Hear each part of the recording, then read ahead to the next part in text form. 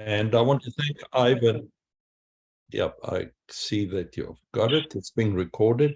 And I want to thank Ivan for suggesting that I present this to you. He was sitting in on a practice run that I was doing for a course I was giving here in Sarasota, and he said, you know, we should show this at the club, and this is why I'm here. Shall I go on to screen sharing? Sure. There we go, and here we go. Okay. Let's reduce this a little. Okay. So Richard Benson, born 43, died 2017. The font that I used here is a sort of the font you would see in an engraving and maybe even on a tombstone for a very good reason. And I first heard of him when I heard that there was going to be a show on Richard Benson at the Sarasota Art Museum. It's owned by the Ringling College of Art and Design, and it's an old high school building. It reminds me of the Reading High School, but they did a beautiful job renovating it. And the exhibition has his name in big, colorful letters for a particular reason, because Benson had synesthesia. And for him, each letter of the alphabet had its own unique color. And because he had synesthesia, this is the way it was throughout his life. The title of the show is "The World is Smarter Than You Are." Now, I live in Sarasota. You probably heard of Siesta Key Beach, possibly the #1 beach. For many years, it's been the #1 beach in the United States and amongst the top beaches in the world. And it's on the West Coast, so everybody goes there to take sunset photographs. And unfortunately, I took this last week. We have red tide, possibly caused by climate change, by global warming, pollution, and there's dead fish all over the beach, and it's smelly and it triggers coughing spells. So it's not a very pleasant beach right now. Nevertheless, we get our fair share of Amish and Mennonites. And I don't know if you know this, but Sarasota has its own colony. It's the winter vacation place for the Amish and Mennonites. And they come down by bus from Lancaster County, from Ohio, Michigan, and generally more relaxed about their practices, and they come down to the beach. And I love photographing them. Yeah, I'm fairly subtle about it, but they photograph themselves there. They tend to be, as I said, more relaxed. And in any photograph, I like to find at least one person looking straight at the camera, pulling me, the viewer, or you, the viewer, in. So I taught a course this year at our community, which is called Pelican Cove, and we have a so-called university. And I gave a course on street photography and basically focusing on visual literacy. Now, there's a huge definition of what visual literacy is. Basically, it boils down to how do you read images. So I was teaching how do you see images, a little bit about how do you photograph them, and a lot about how do you make meaning of the images you take. Here's one such image. It's downtown Sarasota, in the old section, not the many new hotels and this incredible growth spurt we're having. And we parked our car going to the farmer's market on a Saturday morning, and I took a look at this wall, and I looked at Goldie, who was dressed in these colors, and as she would often hear me ask, how about a photograph? And we tried a few poses, but this one worked. All I did was do a little straightening and a little cropping, and here it was, but I kind of fell in love with my own photograph. And I wasn't sure why. it wasn't clear to me why this became one of my favorites. So what I did was to email Ed Steinfeld, who's a professor of architecture and design in Buffalo at SUNY in Buffalo, and asked him, Ed, why do I like this picture so much? Ed, to his credit, responded within a day or two with a very detailed email. And we don't have to read this, but he analyzed this photograph from a professional perspective. And if you look at the bottom, this is the key point. I think it works so well because you cannot change anything very much without upsetting the balance and losing the regional imagery. It works so well because if you make any changes, it's not going to work so well. Well, that was great to hear and was very flattering. But I asked myself, how did I know to do it this way? He's a professor of design. He spends his life studying and teaching how to do design, how to see design. I've never taken a course. So what's in me, that was able to take this photo, crop it, and say, this is just perfect. Well, how did I, in other words, it's easy to say, it's intuition. You've got this kind of eye, or you've got this intuition. But I wasn't born with that intuition. So turning to Aristotle, what he said was, for the things we have to learn before we can do them, we learn by doing them. We learn by doing. And this is a really important critical principle that Benson taught and was ingrained in him all his life. Learning by doing. So we know that Henri Cartier-Bresson said your first 10,000 photographs are your worst, and they really are, because you haven't done them yet. And as you do them, they get better. In any event, months later, I go back to the same site. We're going to the same market, the same day, Saturday. We see the building. I think to myself, let's take another photograph. She has some different clothing on this time. And I take one. It's changed.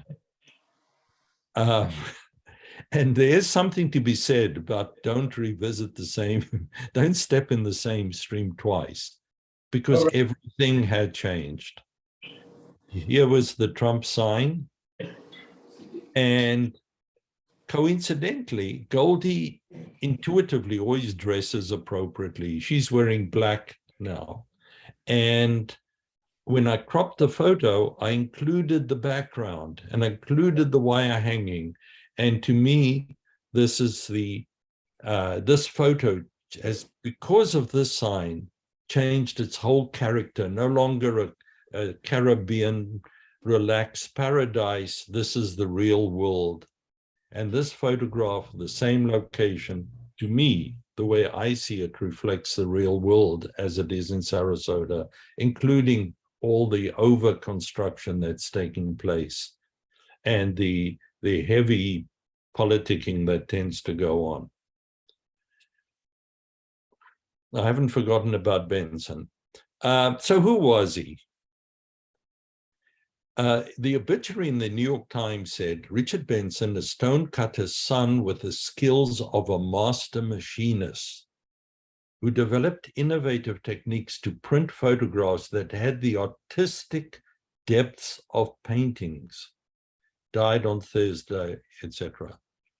It really pushes the limit of skill to have a craft like printing and turn it into something that's artistic.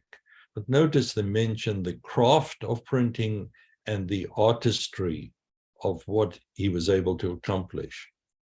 Then the Philadelphia Museum, about a year or two ago, had the first major exhibition dedicated to his photographs. And in that, they said, an exhibition dedicated to the late Richard Benson, who is most often celebrated as a virtuoso printer and a gifted teacher, and is perhaps best known for helping to produce some of the most significant photography books of the past 50 years. So here they bring in not only craftsmanship, the fact that he was an artist, but also that he was a gifted teacher and clearly a photographer. Some of his photos. This is Barbara Benson, his wife, and she was in her early 20s when he took this photograph. He rarely took photographs of people, but this is one of hers, and kind of sensitive, I think. That's in 68. In 1980, he's in Puerto Rico, and of all things, out on the field, he sees something straight out of the Industrial Revolution in England, in the United Kingdom, a Scottish engine, an ancient Scottish engine, and this really pressed his buttons, drew his attention, because this is what he loved to photograph. Took this one. And then in 2006, he had shifted to color photography. And this is one of his color photographs. So this Yale School of Art did a long memoriam obituary on him. And they said, Richard Benson was born and raised in the seacoast coast town of Newport, Rhode Island, the third and youngest son of a Quaker mother and a Catholic father. He was a very happy boy. And his mother called him her little ray of sunshine. And she nicknamed him Chip, and everybody called him Chip, including his students and his colleagues. And this is, so it's Chip Benson.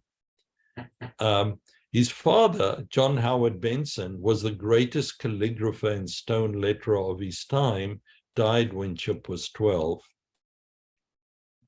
And the Benson men, the family, were very notable. His father, John Howard, bought the John Stevens shop, which was an engraving shop and created a lot of tombstones. And he was famous for his carvings. John Everett was Richard's brother, and he did memorials in Arlington National Cemetery and National Gallery of Art. And his nephew, John Everett's son, Nick, is currently working in the John Stevens shop, and he's a master carver. So there's this new Eisenhower Memorial in DC. Strongly recommend that you see it. It cost $140 million and was open to the public just a year or so ago. He chiseled 4,483 characters in this memorial, and he created a font for that. It's kind of funny, you know, his name, Richard Benson's name is Chip, and his nephew's name is Nick. If anyone knows nominative determinism, Chip and Nick surely have a lot to do with stone, right? They both got MacArthur Genius Fellowships. And here we see Nick, who's on the left, and his father, John Everett Benson, on the right, before John retired. And this is the John Stevens shop. It's 300 years old. So Nick averaged, in the New Yorker, they pointed out 15 letters a day. Just 15 letters a day, which I guessed would take at least a year for him to create that Eisenhower Memorial. And he did it by meticulously carving the letters. And when asked, why don't you use a machine, he pointed out that there's a vast difference. And Eisenhower deserved to have his name carved, hand carved, rather than have a machine do it. So Richard after he went to college, but after one semester he left so he could work with his hands. And he worked for as a carver, but he got an allergy. His skin wouldn't handle the dust. So he joins the Navy, and then he moves on to a minimum wage job in a printing plant. And then he starts to learn to print, and he becomes a master printer, creating radical techniques of photographic reproduction. Becomes very well known for doing that. And his breakthrough came in 1981 when the Gilman Paper Company, which had 200 historic photographs, asked him to create a book of those photos. And together with an assistant, it took him 4.5 years to create. And it was considered a masterpiece. And then he joined Yale. He was a teacher at Yale, teaching photography. And after 15 years, he was appointed Dean of the School of Art. And he was the Dean for 10 years before he retired, and for the next decade or so, did other things. But throughout all of this, he had this wonderful nature that endeared him to people, and everybody seemed to love him, including his students, even though he could be critical of them.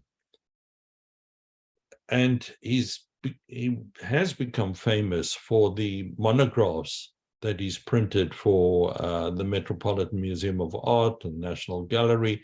Stieglitz, Lee Friedlander, Paul Strand, they all used him to create their publications.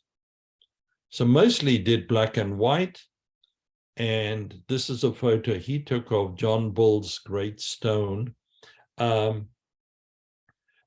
It's a tombstone of 6 children in one family that died sort of 1 year after the other. These kids died in the infancy or childhood, and it's one piece of stone. It's very tragic because the parents lived for another 20 or 30 years, but they buried 6 children. And you can see it today, by the way, in Newport.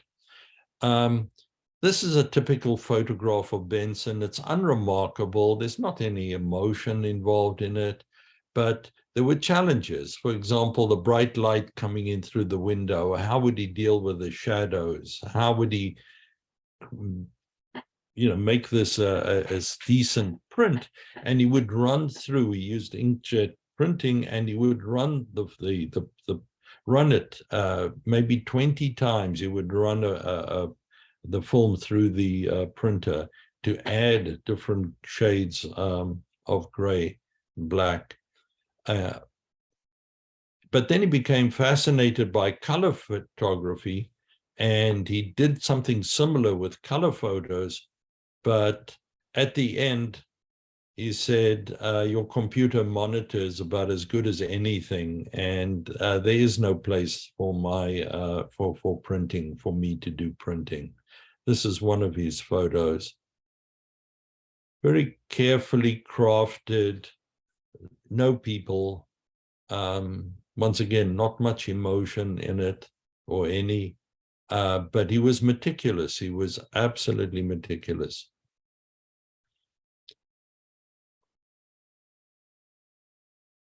So the exhibition at the Philadelphia Museum of Art was titled "The World is Smarter Than You Are," and this is one of his photographs. And it's kind of an odd title. And the reason for it is that he disdained people who thought they were smart.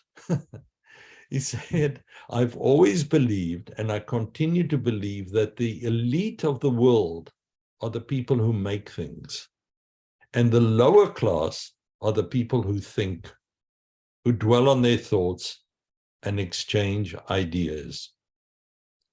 And he took this basically from Ruskin, but the point was that if a student came to him and showed him a photograph and said, this is when I was mourning the death of my mother, and I was feeling heartsick and da, da, da. And he'd say, I'm not interested in the story. I'm not interested in your thinking. I'm interested in the print. It's either a good print or it isn't. And that's the bottom line. And I think that's why Yale brought him in. They wanted teachers that come from different perspectives. This was his. And he famously advocated learning by doing. If you want to learn something, don't study it, do it. And that's the only way you're going to get to the heart of something and fully understand. So he was very intelligent, very thoughtful, but had no college degree at all. It was appointed professor and dean of the School of Art for over a decade, very successfully. He said, I believe pieces of art are pieces of understanding that you can't render in any form other than the physical form in which you make the piece of art. You need the physical form. Now, I do street photography. I don't even think I'm a photographer, really. I'm interested in people and I use the camera. And I do street photography, life as it is. And this is what a human life, and this is what fascinates me. And many of the iconic street photographers were not particularly interested in the print. Henri Cartier-Bresson, the great Henri Cartier-Bresson, said, the photograph itself does not interest me.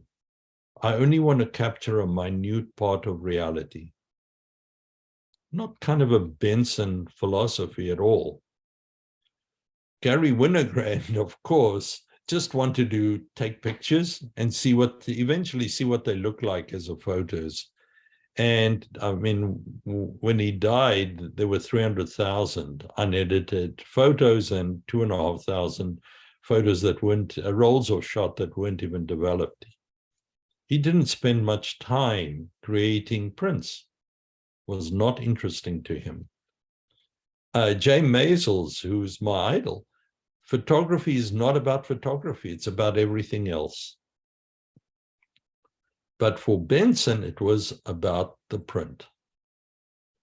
And so his philosophy was, if you want to learn, you learn by doing. And you want to make a living, you make a living by doing, not by thinking. You don't go join a think tank or preach.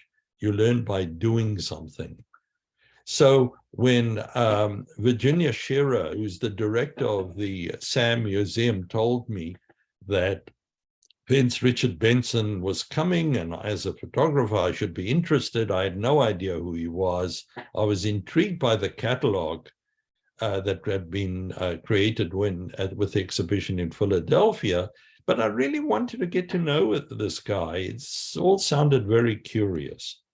So the best way to learn about Benson would be by doing. Not read more and more books, but doing. So what kind of doing can one do with somebody who's been dead for 6 years? And this is what this part of this talk is about. I did a pilgrimage. There is such a thing as a pilgrimage. Mostly it's going to a sacred site. But Paul Cosino, in his book, The Art of Pilgrimage, said, phooey, it's not about going to some, to the particular lords or see the Pope or whatever. It can be, a pilgrimage can be something you do anytime you set forth to do something. You can create a pilgrimage out of it. And if you think about it, life as we have it is an experiment. We get to do it only once, and we can just live our lives, react to things as they happen, and be pretty contented and live a full life. But for others who are seekers, it's a sort of a pilgrimage. It's a journey that we seek out enlightenment, we seek out experiences. So when Goldie and I, we live in Sarasota, just live here for 5 months a year because the summertime is, hurricanes and it can even be dangerous. It's not a place to be in the summer. We set forth, and people ask us, how can you be on the road for 5 months till the end of fall when it becomes safe again, since you don't have a second home? I couldn't be on the road for 5 months, but I point out that when we are on the road, we're on the road not as tourists, but as travelers. We explore. We don't just go see top sites, we go on journeys. And in pre-COVID, it would be to Europe, it would be to Canada or other places. But unfortunately, the last few years, we'd have had to be a bit more circumscribed. So even a lecture, even an exhibition, even visiting an art museum could be viewed as a pilgrimage. It's an exploration of some new location where time shifts, where you are reoriented and shifted by your experience until you come back, for example, out of the museum. So a tourist will just go in a certain direction, know where they're going to, but a traveler explores, wanders. Sometimes you take the wrong turn in the road, but you always learn something from the experience. And the definition of pilgrimage, it's a sacred journey in search of new or expanded meaning about self, others, nature, or a higher good through experience, through doing. And this is what we set out to do. And Paul Cassini said, no, it matters most on your journey how deeply you see, how attentively you hear, how richly the encounters are felt in your heart and soul. So a pilgrimage is an exercise in awareness. You're going, you're seeing, you're meeting people, your car's breaking down, you're having good experiences, you're having bad experiences, but it's all an exercise in awareness and meaning and insight. And sort of biblically, there is this piece where Jacob wakes up from a dream and he says, how full of awe is this place? It's none other than the house of God. It is in sleeping in a field with his head on some rocks. The point is that wherever you go can be sacred. It doesn't have to be to a specific sacred location. So I said to Goldie, you know what? We're going to New England this year. We're not going to go to some exotic location. There's still COVID around. We have to be careful. So we're going to go to New England, to Boston, to Newport.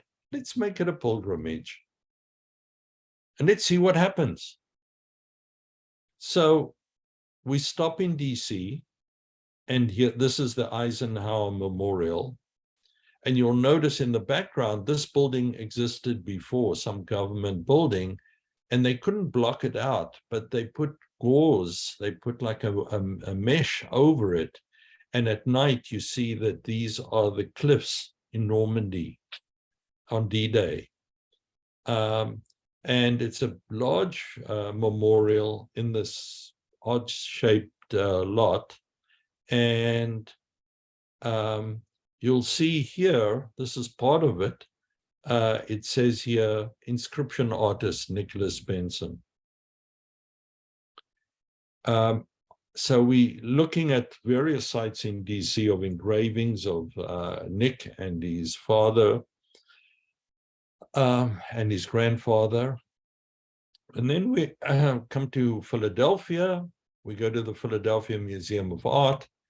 I speak for probably an hour to Peter Barbary, who was the curator of photography and created the exhibition on Benson, and he offers me insights about Benson and gives me a catalog, and a second catalog, in fact, on that exhibition. New Haven, we stopped at the Yale Museum of Art, where Benson had worked. And I had an appointment with Yichin Chow, who's a fellow there, and he had pulled several of Benson original photographs and explained to me the techniques that he used and why they were so great, something that I could not appreciate because I didn't know about the techniques involved. And he showed me one photograph that you'll see over here, and we'll just see the close-up, and I'll just tell you the backstory. These are neighbors of Benson's. He was going to take a photo of them, a rare photo of people, but he was tinkering with his models. He was always tinkering around his house. She became kind of frustrated waiting around. So how does she draw his attention? She takes all her clothes off. This is going to get his attention. And you'll see, here she is. And sort of odd expressions. I mean, not particularly friendly, not warm, not fuzzy, but she gained his attention and he did take the photograph. But when I spoke to Yetchen Chow about it, he said, don't think that Benson was drawn to her body per se, the part that would draw someone else's attention. He was looking at this patch of sunlight and he was wondering, how does he deal with it when it's overexposed on her leg? But that was Richard Benson. Anyway, Newport, we come to Newport. I stop at the Historical Society. The doors are locked because it's COVID, but the guy opens it, said he's the second cousin of Benson. And he actually knew very little about the family.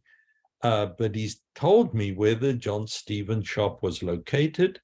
So I'm doing a stroll, and I strolled over to the John Stevens shop, which looks exactly as it did in the online, and has been like this for since the early 1700s. I see Nick Benson's assistant who came out. He was looking through the window and he saw this guy taking a photo. So he opens the door, he comes out and he invites me in. And his name is Paul. And he shows me a little bit of the workshop. It's very much like an arts and crafts type of place, you know, musty, cozy, well used. I ask him, aren't you bored doing tombstones all the time? And he says, I'm not a poet. It's not a job, but a stream one jumps into. We are not like regular folk. And I'm never bored, by the way.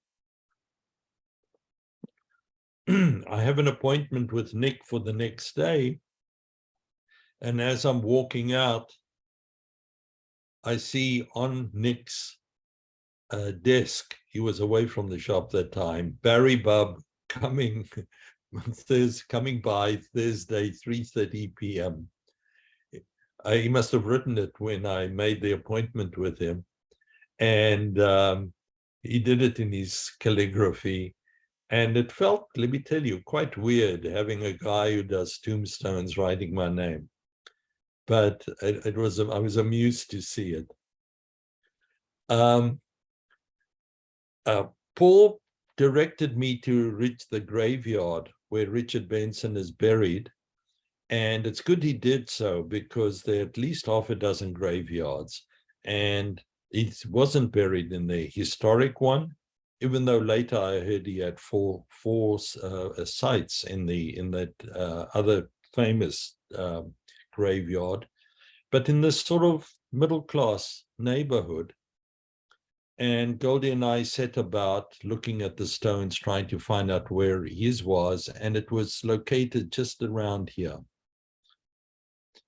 We come closer. I noticed this was carved by his nephew, Nick, and I'm looking at it, taking some photos, and a woman approaches asking why we're lingering and spending so much time. There she is. And she says, and I ask her, who is she, that she's interested in us and the stone? And she said, I'm Barbara, Richard Benson's wife, widow. And this is our house behind me. And this is the kitchen and the kitchen window. And this is the door. And I could see you there. And I came out to inquire. And Richard insisted on being buried here so that Barbara could see his tombstone every time she came out through the front door or from the kitchen window. And she said, look at the back of the stone. And in the back is written photographer. It wasn't written, Nick had carved this, of course. And it's interesting that it's not printer and it's not teacher or professor, it's photographer, which must have held a special significance, even though he's not famous for his photography.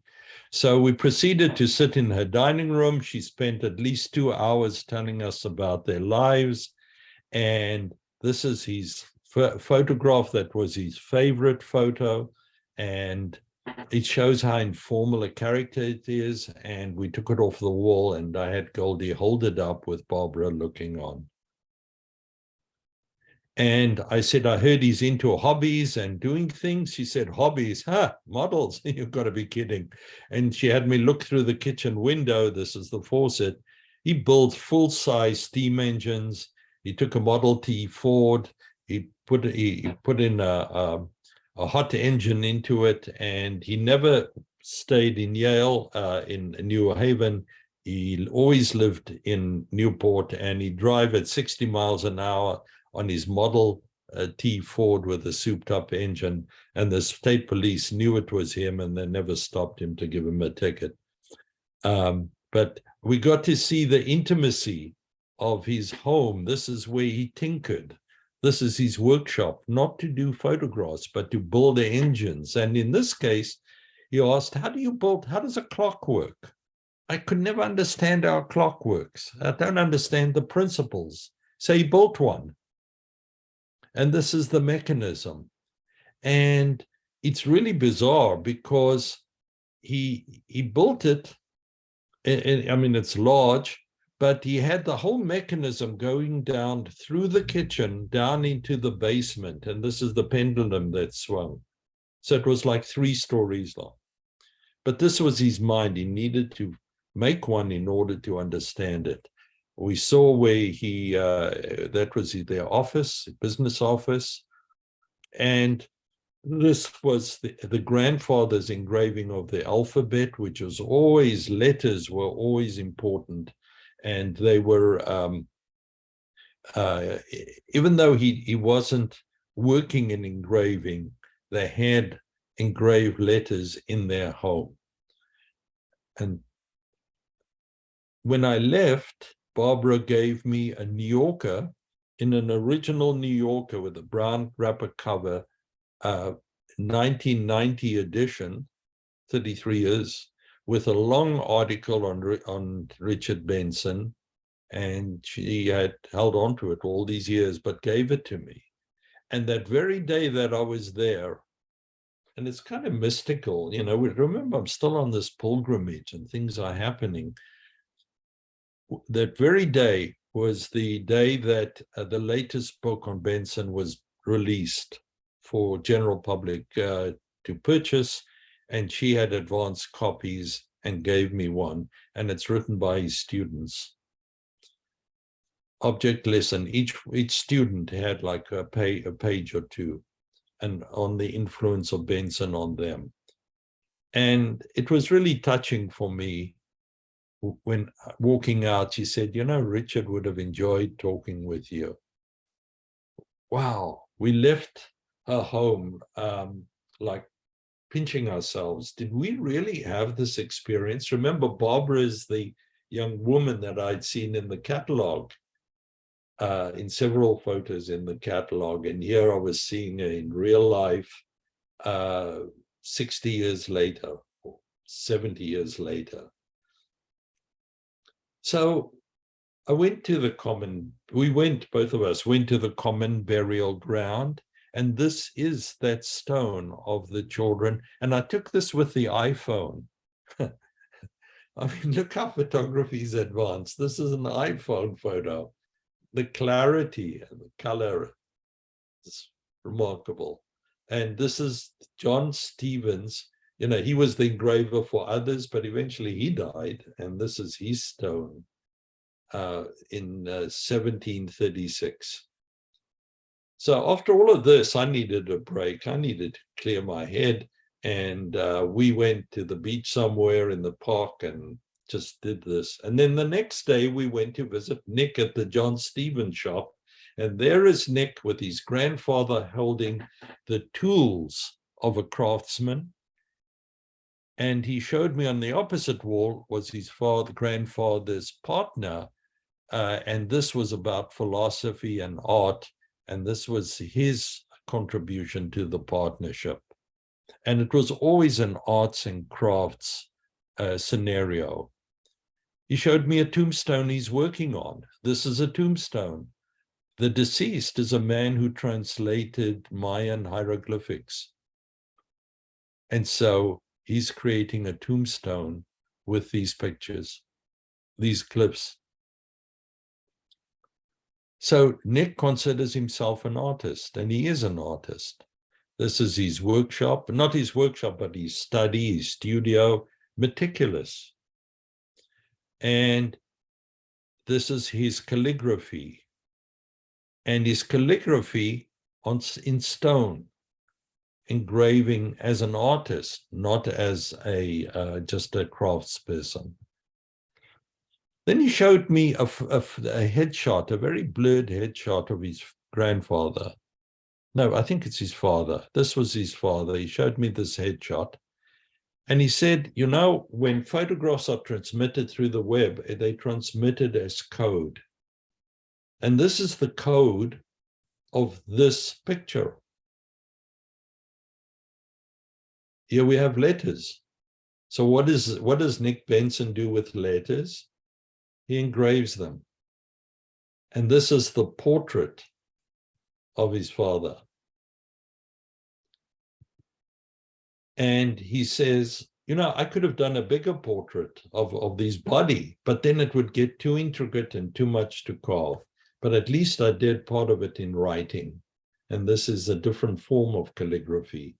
Once again, this is a portrait. And when I left, he had rewritten that note. And he said, I heard you were intrigued by it. Here's a fresh copy. Once again, the warmth, the friendliness, the connections, the insights I got were just phenomenal. I introduced Nick to my daughter, Juliet, who's a master craftsman in her own right, an artist. And she had an exhibition, a one-person show at the Reading Museum. And she's interested in calligraphy and teaches internationally and has Nick now involved in doing a couple of classes with his students on calligraphy. So this was a pilgrimage. How did it enlighten me? How did it transform me? Well, first of all, it told me about life. If you go and set out on pilgrimage, things are going to happen. When you're half asleep, you're looking at your cell phone, like this family gathering, nothing great's going to happen. But if you're out there engaging with people, you never know what can emerge. And a pilgrimage is an exercise in awareness. But here's the point. Street photography is also an exercise in awareness. We go out not seeking something in particular necessarily, but we're alert to what's going on. And if we do have something in mind that we are drawn to, you never know what can happen. So I was in, well, before I get there, so when you are aware, and the synonyms are awake, aware, awake, alive, these are all synonyms. And you do it as a traveler, you have these magical encounters and synchronicities. You just have to trust the process. So I'm in New York City. I had the day to myself, and I started wandering around the city looking for color. I was going to teach on colors. And I thought, I'm going to look for red. Let me look for red.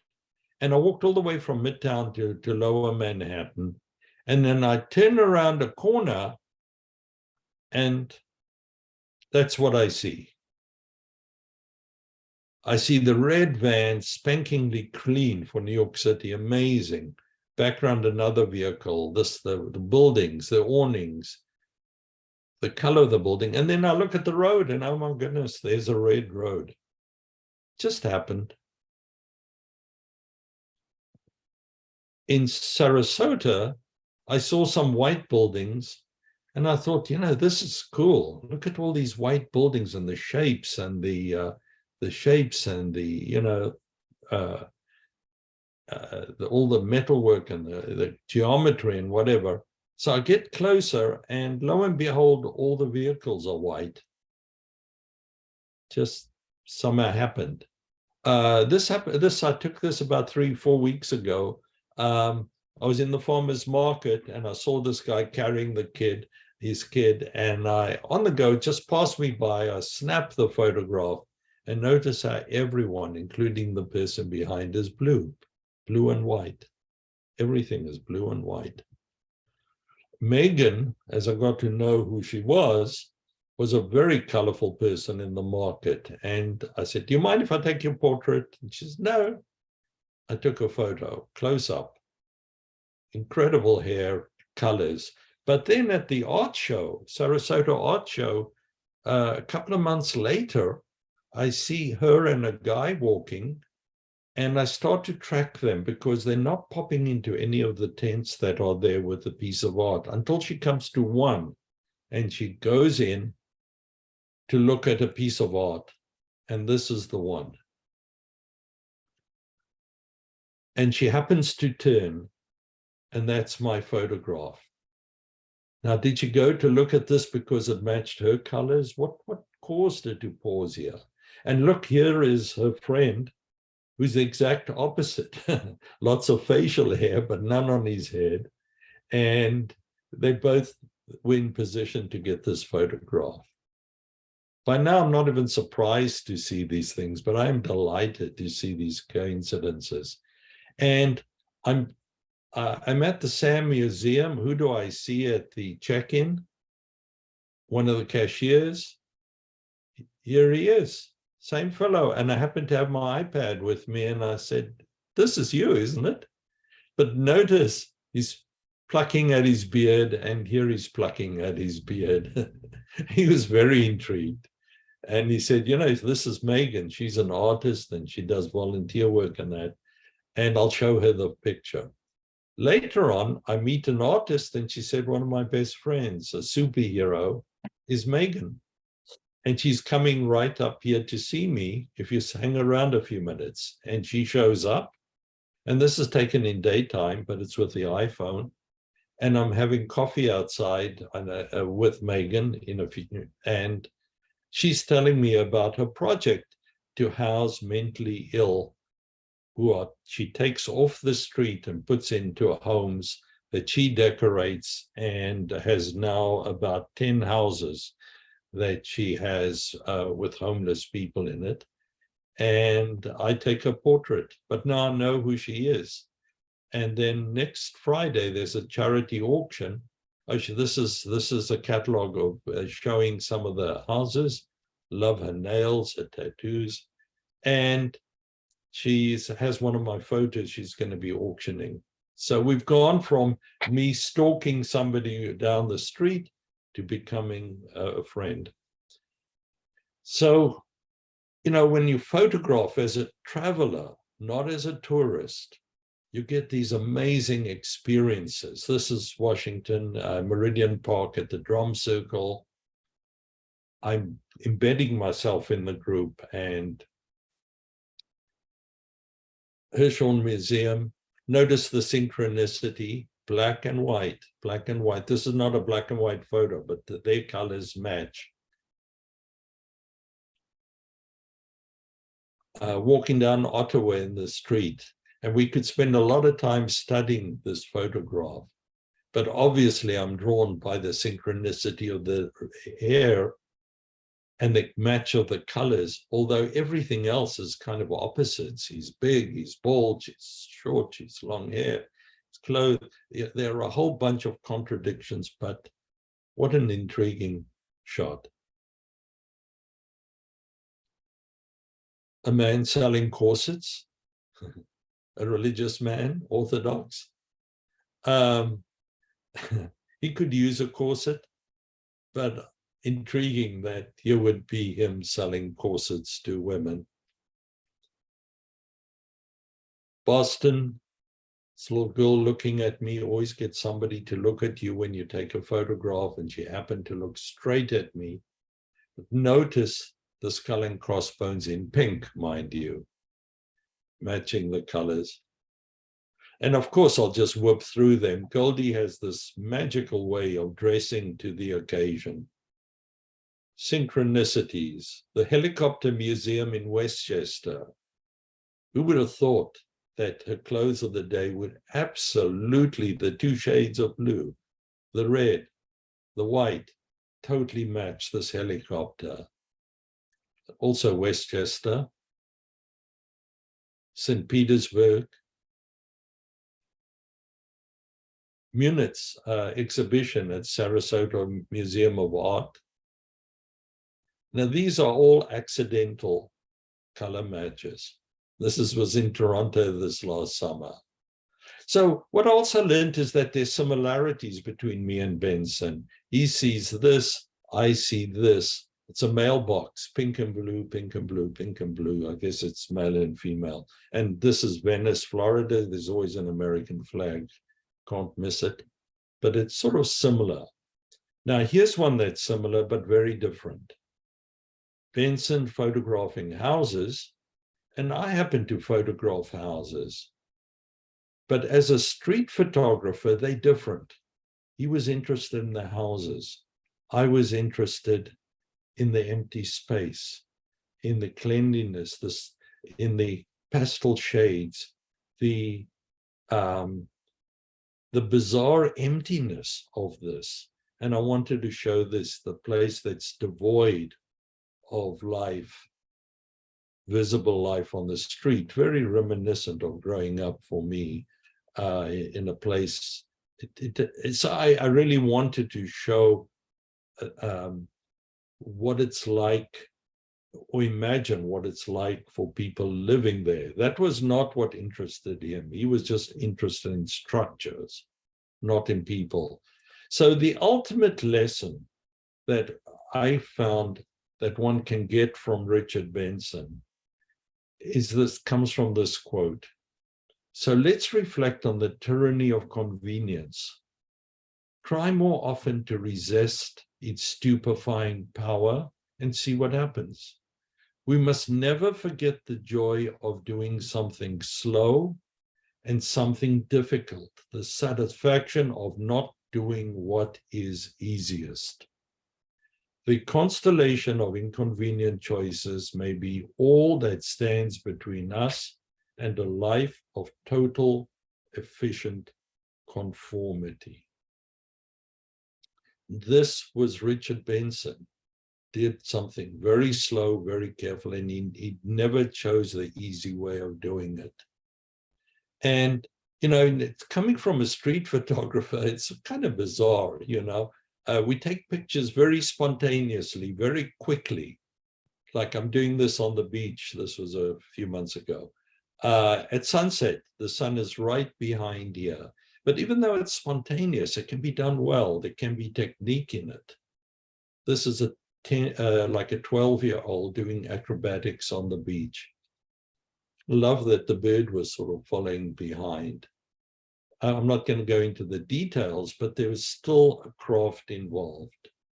There's a craft involved. This is the type of photo that is a cliche photo. Everybody in New York City sees this and wants to photograph somebody being plucked off the sidewalk. But the extra little bit of trouble getting the guy in black who's bald, wearing sunglasses, and a car that's whizzing by to create a feel of something alien plucking a man off the street is the craft. And I think finally this is the craft of photographing in Toronto this summer. This looks like it's a film noir. It's it's a Walker Evans shot or whatever, but no, you'll see Botox, laser hair removal. I took this a few months ago, and but there's technique in doing this. There's craft involved, and good street photography has craft. Lousy street photography, you see a lot of that on Instagram, and it's not very worthwhile. Anyway, I just want to conclude with a final photo of the Amish in Sarasota. Started off with the Amish, end with the Amish. This particular one is a street photograph taken. And by the way, in Florida, most of our street photos are on the beach. The beach is our street. That's where life occurs. And but this, ironically, was on the street, and it's in Pinecroft, in their community. This is their church, one of the churches. And what do you see? Remember this visual literacy. We see like this, and we see the pipes, and it's sort of sculptural, and there's a bit of design in it. But mostly in this particular photo, we see no parking within 4 feet. And obviously, here are 4 feet.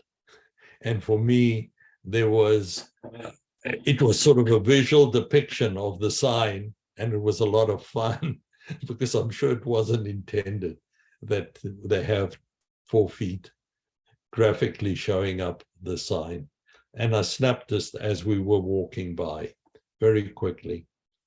So thanks very much. And I hope you're still there. I haven't heard anything, seen anything, and I'm trusting that there still is an audience that's awake. If anybody has any questions, please feel free to unmute and ask some questions to Barry. Okay, I've brought people up.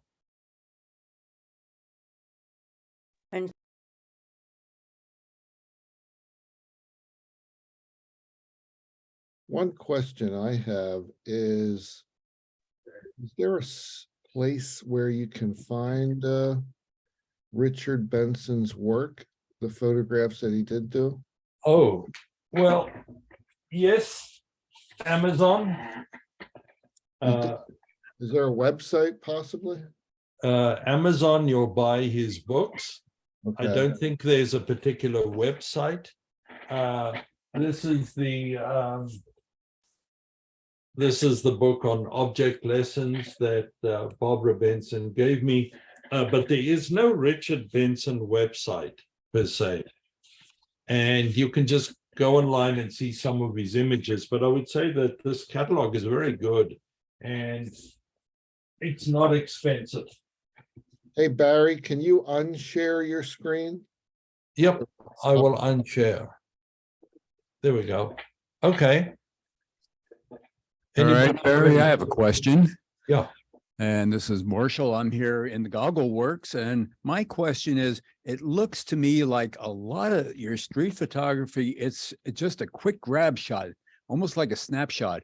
Whereas I'm sure some of it, you take a lot of time in even posing some of it. Am I correct on that? So there are a number of ways in which you can do street photography. One is to wander around loose, but sort of aware and attentive, and just take photos as they come. The other way is to do what Cartier-Bresson did. If you look at these iconic photos, for example, the railroad one at Lazare, you know, the Saint Lazare, he waited to see, he found a location and he waited. Now, well, I'll do both. So you can move around. It's probably like bird photography. You chase the birds or you wait for them to show up at your doorstep. If I see an interesting background, now remember, I'm also trained in Gestalt psychotherapy, very much into connection, foreground, background, relationships between one and the other. And if I see a very interesting background, I might wait at that background and see who passes by and what is the cosmos going to be bringing. And I find incredible things happening as people walk by and I take the photograph. So the answer is I do both. but mostly it's spontaneous. Otherwise, I'm photographing. For example, I might be with my grandkids and suddenly see this is a street photograph, and I take it. And by the way, it doesn't just have to be strangers. It can be family members. It can be your spouse. It's about life and human life. And there is no workable definition of street photography. It's a hybrid of every type of photography. It can be portraiture, it can be travel photography and all that. But it's as long as it's a photo and you set out with the intention, it's about intentionality. You're setting out with intention to see the awesomeness of creation, the wonders that you see, and you photograph it. Well, I think some of the pictures were amazing because just like that man where the fingers are plucking him and he was black and, like dressed black, and a car just came by and that was black too.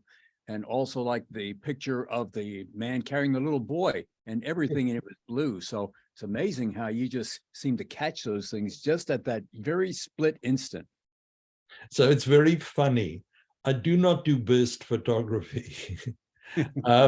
And I started playing pickleball about 6 weeks ago, and I'm not very good at it, but I am good at the net. And I've got really quick reflexes. Now, I wonder, why would I have good reflexes?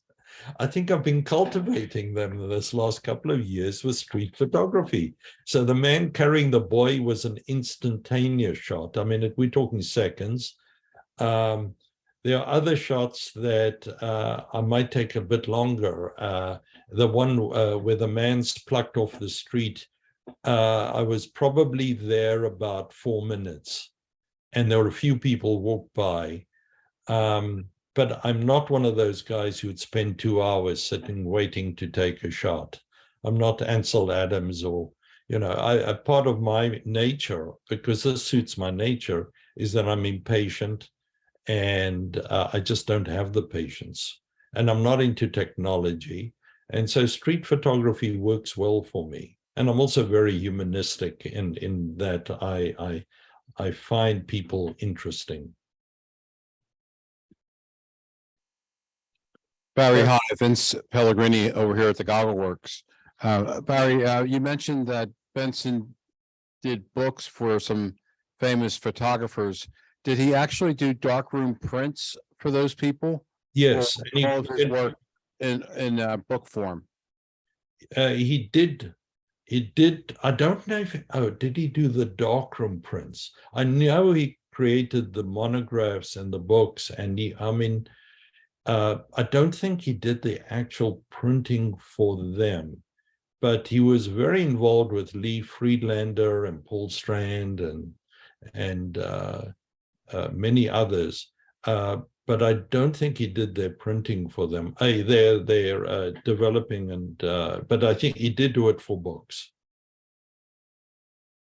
When they wanted to create a book or monograph or something, he was involved. And he grew tired of being in the darkroom himself. He wanted to have more daylight and get out and be up and about. Well, you made the talk very enjoyable. Thank you. You're welcome. Barry, President Bob said one of our better ones. Anything else that I can, Barry, so photography is, to me, it's as Jay Maisel said, isn't, for me at least, is not about photography. Photography for me, I take great pleasure in taking the photographs, and it's an incredible source of happiness. And I think it probably applies to all of you, but particularly with street photography, because if you look at what's involved in doing street photography, you're out in the world, you're walking. Exercise is great for your health and for your well-being. Science has shown that. You're seeing colors, you're seeing smiles, you're seeing a lot of smiles. It's rare that you see somebody unhappy with you taking their photo, by the way. And occasionally you ask permission, and almost always people oblige very willingly and very happily. And you share the photos with others. Sometimes I'll send people who are photographed their photo, and they write in appreciation to me. The mother of the 12-year-old doing acrobatics on the beach, I went up to her after taking about a dozen photos, and she was doing some snapshots. And I said, I have some nice photos. Would you like me to send it to you? And she was a little bit suspicious. Well, what do you do with them? And I said, I don't put them on the web. I teach street photography, and it's a hobby. And she said, sure. And I gave her my card. She emailed me, and I wrote to her explaining who I was, my background, and that it wasn't being posted and used commercially. And even though it was a silhouette of a daughter, she was nervous and apprehensive. But after writing to her, she wrote me sending me blessings and great wishes and being grateful, and asked for all the photos I sent because she was so appreciative of having them. So generally, street photography brings you into the world, and you see a nicer side of humanity than the stupid politics and stuff and crime and the news. So there's a great deal of joy associated with street photography, and maybe this is the main reason for doing it. But it's not just about the print. I do print up a few photos and put them in the shows occasionally. Well, Barry, So- it was very enjoyable. And even though things might have been quiet, trust me, I don't think anybody fell asleep. We were all enthralled at just your presentation. Thank you. So thank you very much. I enjoyed doing it. And thanks, Ivan, for suggesting I give it to the club, and Vince, and Yes. also Jay. It's very I- impressive how you organized you guys are. Barry, another question. This is Vince again. A comment and then a question. The real fast comment is in reference to your Amish. I stopped at an Amish tobacco barn setup and asked if I could come and take photographs of their barn. He wanted to know why, and I just said because it looks beautiful. And I spent an afternoon with he and his sons photographing his barn and his animals. And when I was all done, I said, would you like me to send you some prints of what I've just done? And his very simplistic answer was, no, I know what it looks like. Well, So that was my comment. The question is, why do you hold Jay Mizell as your guru? I'm sorry, you're he's breaking wonderful up. photography, but what does he give to you, Jay Mizell? I'm sorry, you were breaking up. If you can repeat that. Yes, we know who Jay Mizell is. Why do you hold him so highly? I mean, what does he bring to you? Okay. If you read his book, it's not about the f-stop. It's not much reading. It's mostly looking. It's a lovely book, and his opening statement in the book is him having a discussion with his friend about photography. And in this forward, he points out that they were having a debate about photography, and his friend says, Jay, I just had an insight. Photography is this and this. It's not about the photo. And Jay agrees with him, and the photos he shows there are they're intense color. It's intense color. It shows life and color, but it doesn't. He doesn't dwell on the image. To him, his philosophy is very similar to mine, that it's photographing the experience of photographing, but it's about the humanity involved. And he's a real charismatic guy, by the way. I think you know about his studio in New York City and his home, which he sold for $50 million. made more money from that little piece of real estate than he did his whole career. But I want to point out with the Amish, there, about 3 weeks ago, there was an exhibition in Sarasota, in Pinecroft, done of work by an Amish photographer, a woman who's from, I'm not sure Amish or Mennonite, but she's from the community.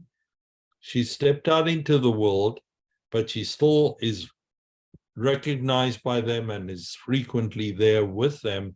And it's a photograph of Amish people and portraits of Amish people.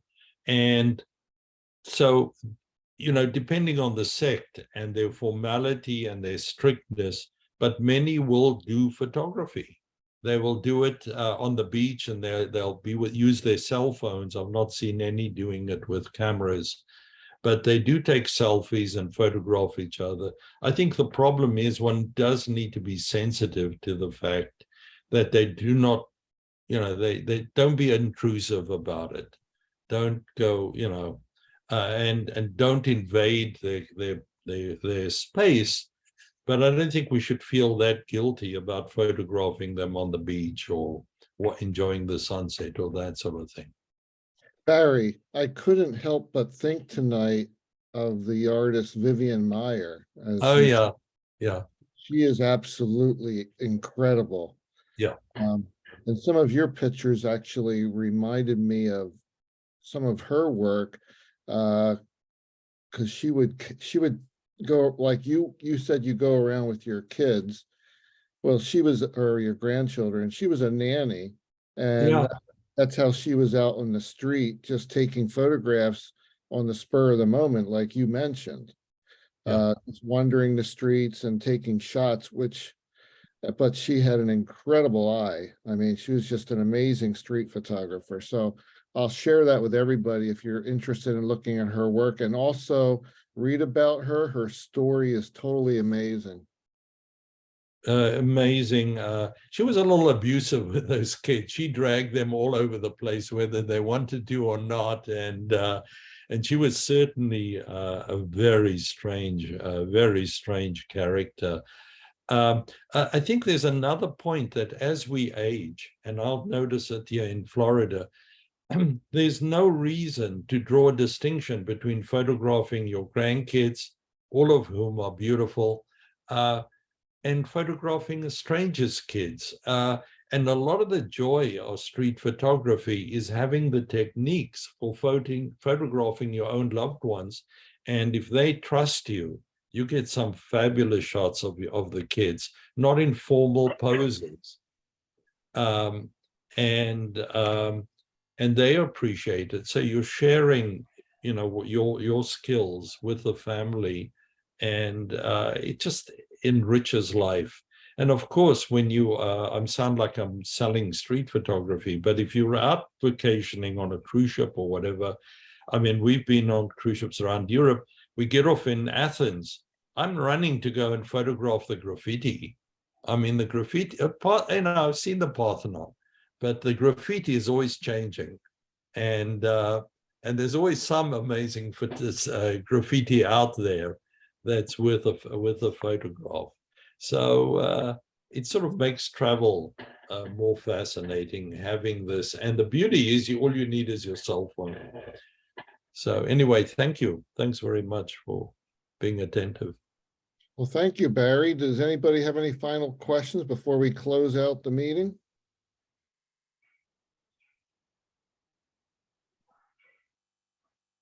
All righty. Sounds like it's it. Thank you. Thank you.